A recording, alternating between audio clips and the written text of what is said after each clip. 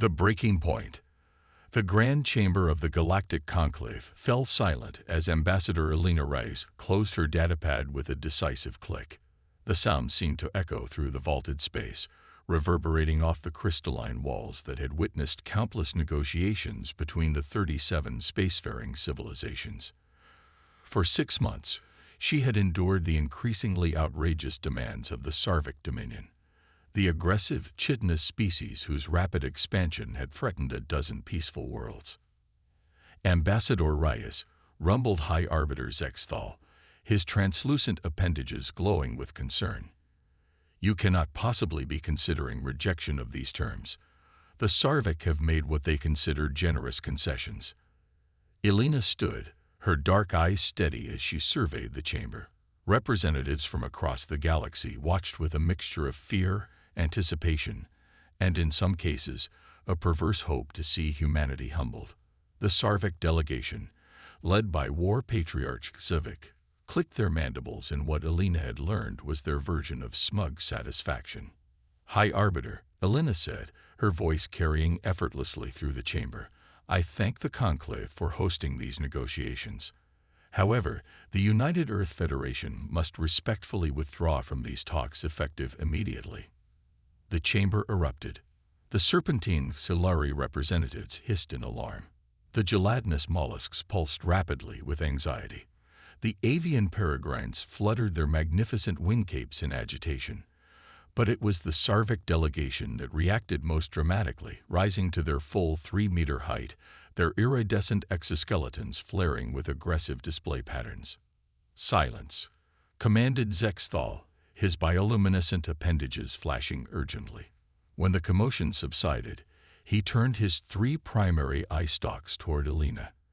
Ambassador, perhaps you misunderstand. The Sarvic Dominion is offering to halt their advance in exchange for merely 7 of your outer colony worlds, worlds that are sparsely populated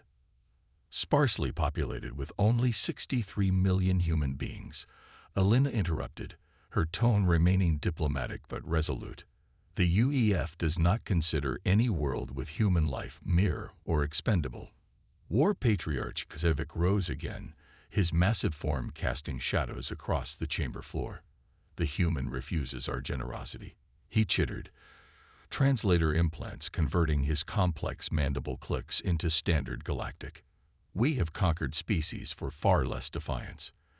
The Sarvic Dominion has eliminated 3 civilizations in the past century alone. Your colonies will be taken, but now, we will not be so gentle with their populations. A ripple of fear passed through many of the delegates. Everyone knew the Sarvic reputation for brutality. Their rapid expansion had been fueled by their practice of using conquered species as slave labor and, according to some reports, occasional nutrition. Elena's team, 5 other humans who had maintained perfect composure throughout the negotiations, began gathering their materials. Their synchronized movements suggested this outcome had been anticipated, perhaps even planned. Ambassador Reyes called Delegate Thelani of the Peregrines, her voice melodic even in distress. The Sarvic fleet outmatches your defense forces 3-1. Surely some accommodation can be reached. Elena paused, turning to address not just Thelani but the entire chamber. Humanity values peace, Delegate Thelani. We joined the Galactic Conclave with hopes of cooperation and mutual growth. But we will not sacrifice our people to appease aggressors. Then you choose annihilation, clicked Zavik, mandibles spread wide in what the humans recognized as a dominance display. Elena met his compound eyes without flinching. No, War Patriarch. We choose to stand. What happens next is your decision. The molluscan ambassador, Glorkmep, bubbled anxiously near the chamber entrance. Ambassador Reyes, the statistical probability of human survival against Sarvic aggression is below 13%. Our databanks contain no record of successful resistance against their fleet. Perhaps your databanks need updating, replied Elena with the ghost of a smile. She turned to her team. We're finished here. As the human delegation moved toward the exit, the chamber erupted once more. Some representatives shouted for them to reconsider. Others began forming alliances in hushed tones, calculating how the coming conflict might advantage their positions. The Sarvik delegation watched with predatory intensity. One final opportunity, humans, called Zex Dithal desperately, returned to negotiations. Elena paused at the threshold. Her response was measured but clear enough for everyone to hear. High Arbiter, sometimes the table one sits at becomes a coffin. Humanity prefers to stand. With that, the humans departed, leaving the conclave in disarray. Captain Marcos Chen watched the secure transmission from Ambassador Reyes with grim satisfaction. The bridge of the UEF Vigilant hummed with quiet activity as his crew maintained their positions, awaiting his orders. "It's done, Captain," Elena's holographic form reported. The Sarvik reacted exactly as intelligence predicted. Their fleet will be mobilizing within hours. "And the conclave?" Marcos asked, precisely as Admiral Hassan expected. Complete disbelief that we'd walk away, followed by panic and secret relief that they're not the current target. Elena's expression remained professional, but Marcos could detect the weariness behind her eyes. 6 months of facing down threats while maintaining diplomatic protocol would exhaust anyone. "Your team performed admirably, Ambassador. The Vigilant will rendezvous with your diplomatic vessel at coordinates Echo 79. Elena nodded. "Captain, the Sarvik War Patriarch made it very clear they intend to make an example of us. Their opening strike will likely target New Horizon Colony. We know. Operation Shattered Glass is already in motion." Marcos gestured to his tactical officer, who brought up a system-wide display. Throughout human space, previously hidden defensive installations were coming online. Ships that had been running dark for months were activating their systems. The Sarvik expect us to huddle behind our planetary shields and wait for rescue that won't come. They don't understand humanity yet. The Conclave certainly doesn't, Elena agreed. The Peregrine delegate actually asked me why we weren't afraid. Marcos allowed himself a small smile. They'll understand soon enough. As Elena's transmission ended, Marcos turned to his executive officer. "Comms, send the activation phrase to all UEF vessels and installations. Leonidas stands at the hot gates." "Signal sent, sir." All units acknowledging. The tactical display bloomed with hundreds of response signals as humanity's carefully hidden defensive network activated. For 2 years, ever since first contact with the Sarvik had revealed their expansionist nature, the UEF had been preparing. While diplomats talked peace, engineers and strategists had worked tirelessly. "Sir," his sensor officer called, "Sarvik battle groups are forming at their forward bases. Long-range scans indicate they've activated their troop transports. They're confident they'll have new worlds to occupy soon," Marcos noted grimly. "Navigation, set course for the New Horizon defense perimeter. Tactical, begin final systems check on the phase shift arrays." As the Vigilance engines powered up, Marcos studied the tactical display. The Sarvik fleet vastly outnumbered humanity's ships, but numbers had never been the deciding factor in humanity's greatest victories. "Captain," his communications officer reported, "we're receiving transmissions from 7 non-aligned worlds. The Peregrines, Silari, and 5 others. They're offering emergency resource support." Marcos raised an eyebrow. "It seems not everyone in the Conclave has written us off." "Sir, Admiral Hassan is on Secure Channel Alpha." The bridge display shifted to show Admiral Fatima Hassan, commander of the UEF Defense Forces. Her expression was stern, but her eyes held a steely confidence that immediately straightened the posture of everyone on the bridge. "Captain Chen, I've reviewed your battle group's preparations. The Vigilant will serve as our mobile command center for the New Horizon defense. The Sarvik will strike there first. Their tactical patterns are consistent, if nothing else." "We'll be ready, Admiral." "I know you will." Hassan paused. "The Conclave has sent 17 urgent communications in the past hour. They're panicking, offering mediation, threatening sanctions if we provoke the Sarvik further." Her voice carried a note of dark amusement. "Apparently, Refusing to sacrifice millions of our citizens is considered provocative. Ambassador Reyes handled them perfectly. Marcos said, "The diplomatic corps has bought us the time we needed." Indeed, Hassan's expression hardened. But diplomacy has reached its limit. The Sarvik understand only strength, and humanity is about to demonstrate ours. You have full operational authority, Captain. Show them what happens when humanity is backed into a corner. With pleasure, Admiral. As Hassan's image faded, Marcos turned to his crew. Battle stations. The Sarvik have spent centuries bullying younger species into submission. They believe their technological edge and superior numbers guarantee victory. He stood, addressing the entire bridge. What they don't understand is that humanity doesn't fear being outmatched. From our earliest days on Earth, we've prevailed against overwhelming odds through innovation, adaptation, and sheer determination. The Sarvik expect us to follow conventional defensive protocols. His lips curved into a tight smile. Let's show them how humans, throughout human space, soldiers, pilots, and civilians prepared for the coming storm. In research laboratories, scientists made final adjustments to technologies the Conclave had deemed theoretical at best, impossible at worst. In hidden shipyards, vessels with capabilities no alien eye had witnessed prepared to deploy. The Sarvik Dominion had conquered 3 civilizations and subjugated a dozen more. They expected humanity to become merely the latest entry in their catalog of victories. They were about to learn a painful lesson about underestimating humans.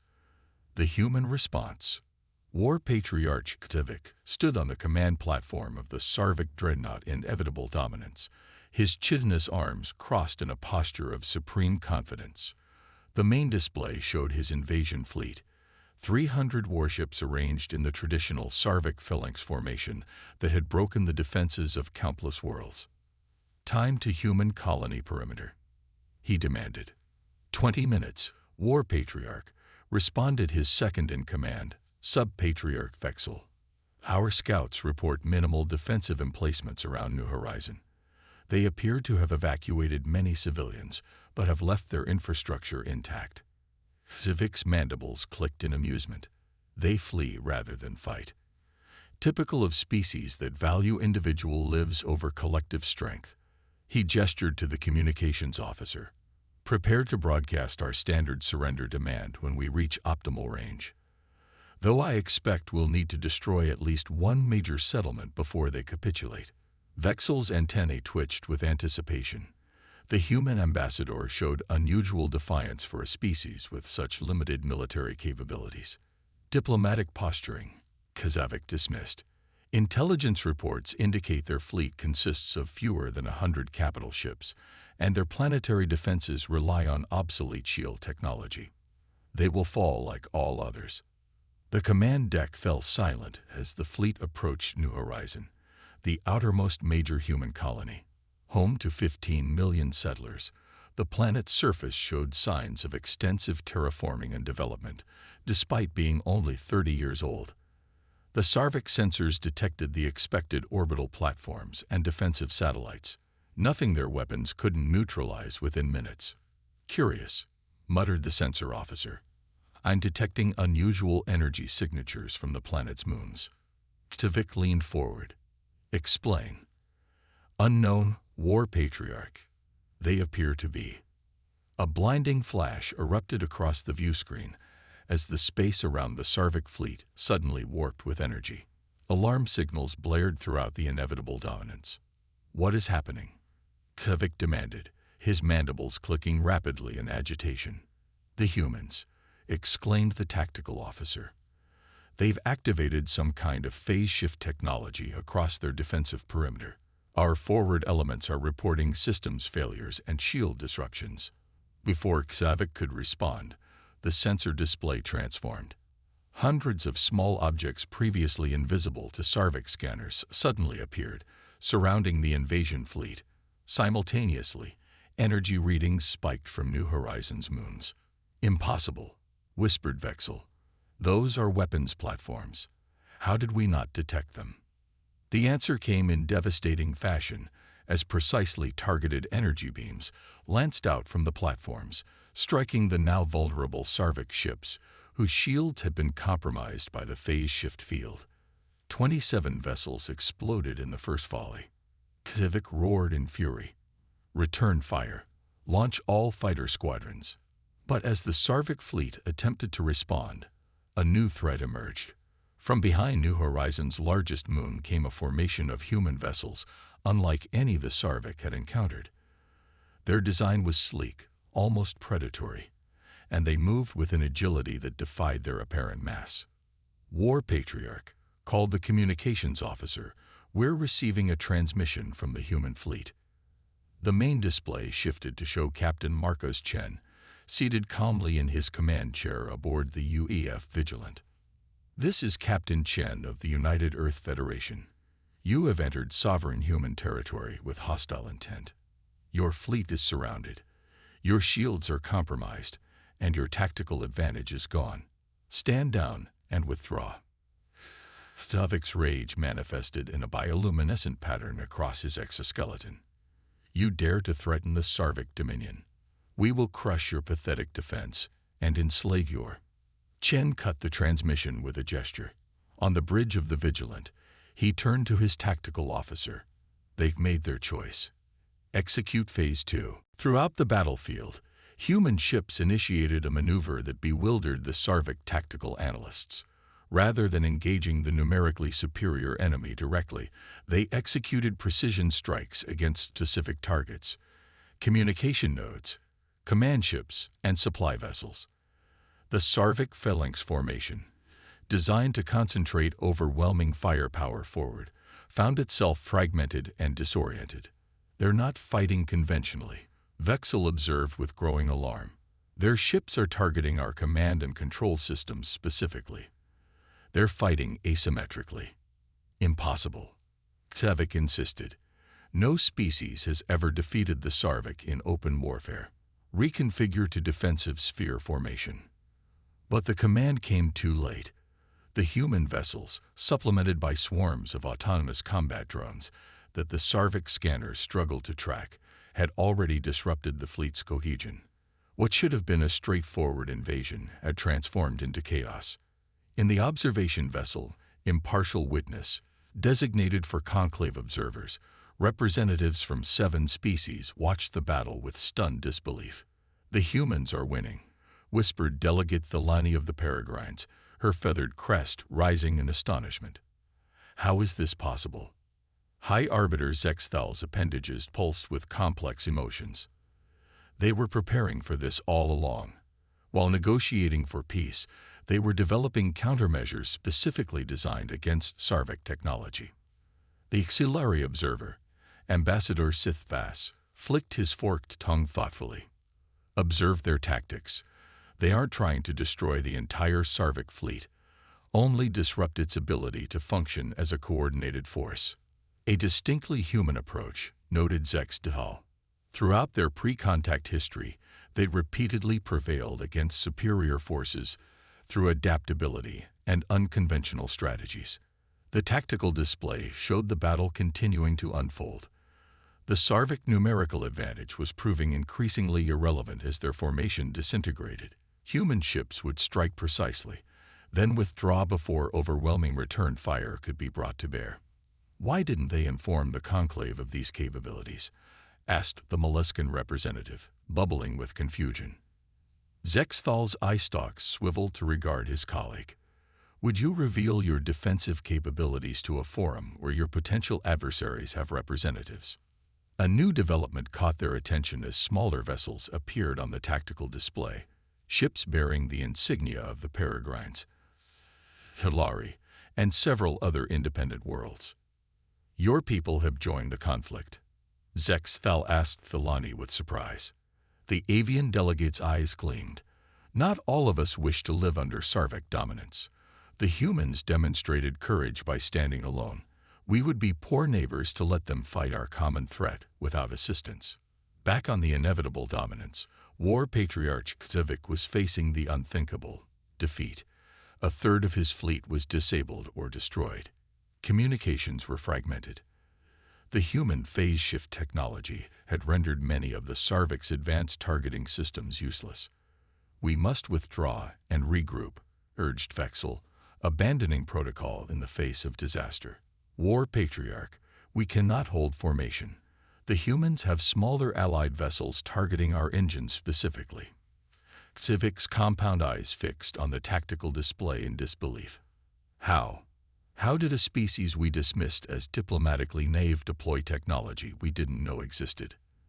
Their industrial capacity should not allow for this level of military preparation. The ship rocked violently as another precision strike breached their secondary shields. Damage reports flooded in from across the vessel. "War Patriarch," the communications officer called urgently.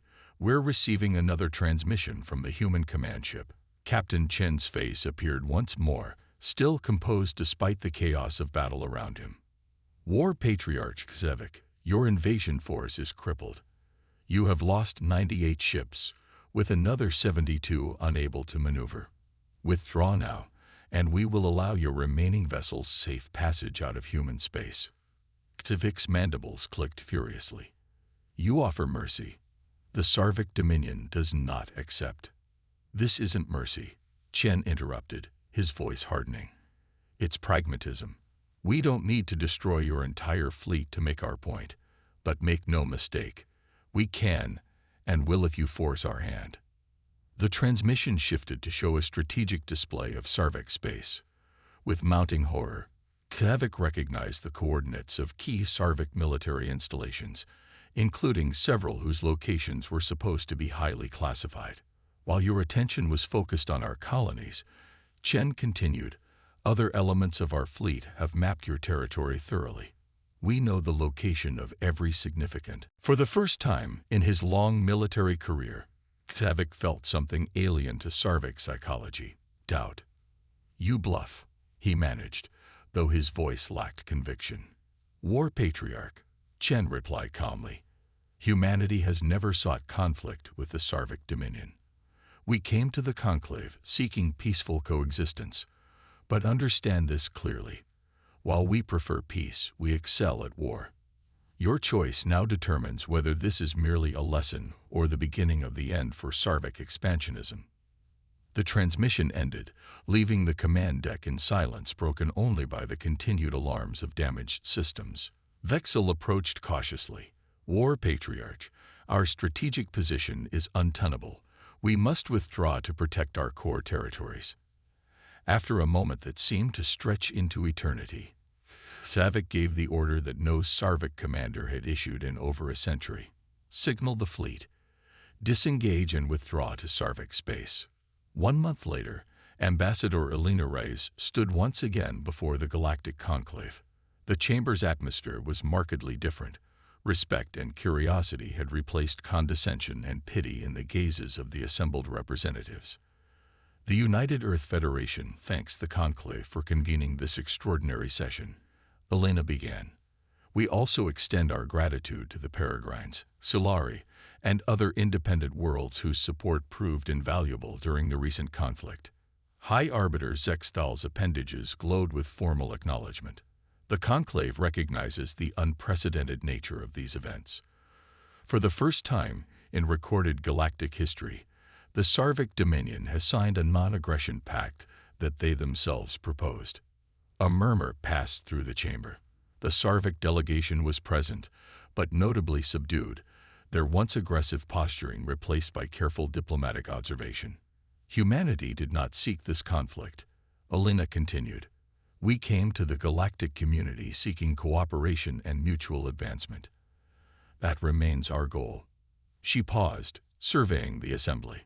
"However, we believe recent events have clarified some misconceptions about human nature." "Indeed," agreed Zexthal. "Many within the Conclave mistook your diplomatic patience for weakness, your preference for peace as an inability to wage war." Elena nodded. "An understandable misconception. Throughout our history on Earth, humans have demonstrated seemingly contradictory traits. We create art of transcendent beauty while developing weapons of terrible destructiveness. We extend compassion to strangers while fiercely defending our own. We pursue peace relentlessly until peace is no longer an option. The chamber remained silent, digesting her words. What many species fail to understand, she continued, is that humanity's greatest strength is not our technology. Though we are proud of our innovations, it is not our military prowess, though we have demonstrated our capabilities when necessary. Our greatest strength is our adaptability, our ability to examine a problem from unconventional angles and develop solutions others might overlook. The peregrine delegate Thilani rose, her wing cape shimmering in the chamber's light. Ambassador Reyes, the peregrines and several other worlds wish to formally propose a mutual defense alliance with humanity. Your people have demonstrated not only the ability to resist aggression, but also restraint and victory. Rare qualities in galactic politics. Elena smiled. We would be honored to discuss such an alliance, Delegate Thilani. From the back of the chamber, a voice spoke, the representative of the enigmatic Eldari, a species so ancient they rarely participated in conclave proceedings. Humans, the Eldari's melodious voice resonated. You have introduced an unexpected variable to galactic equations. For centuries, power has flowed toward those with the largest fleets, the most worlds, the greatest resources. You have demonstrated that innovation and determination can counterbalance raw supremacy. Elena bowed respectfully to the ancient being. We have a saying on Earth. It's not the size of the dog in the fight, but the size of the fight in the dog. The translation caused confusion among several delegations, but the Eldari's multifaceted eyes gleamed with understanding. An elegant concept. Perhaps there is hope for this galactic cycle after all. As the session continued, the Sarvic War Patriarch Xavik approached Elena during a recess. The once imposing figure seemed somehow diminished, though no less dangerous. Ambassador Reyes, he clicked, mandibles moving precisely. The Sarvic dominion has existed for 11,000 years. We have conquered species whose names are now forgotten to all but our oldest records. Yet none have done what humanity accomplished. Elena met his compound eyes steadily. And what is that, War Patriarch? Taught us caution. The massive Sarvic leaned closer. This non-aggression pact will hold because for the first time, we face a species whose response to aggression we cannot predict. You walked away from negotiations and turned apparent weakness into strength. This unsettles us. Then perhaps we can build something meaningful from that unsettlement, Elena suggested. Mutual respect often begins with mutual caution. Xavik's mandibles clicked thoughtfully. Perhaps. But know this, human. The Sarvic do not forget. We will study you, we will learn from you, and someday we will understand you. Elena smiled. I look forward to that day, War Patriarch. Understanding is the foundation of peace, a peace built not on fear or domination, but on recognition of each other's strength. As the conclave reconvened, representatives from across the galaxy viewed humanity with new eyes. The species that had walked away from peace talks had demonstrated not weakness but strategic foresight. They had revealed not naivety but calculated restraint. The galactic balance had shifted, not through conquest or subjugation, but through a display of humanity's defining characteristic, the indomitable will to determine their own destiny, no matter the odds arrayed against them.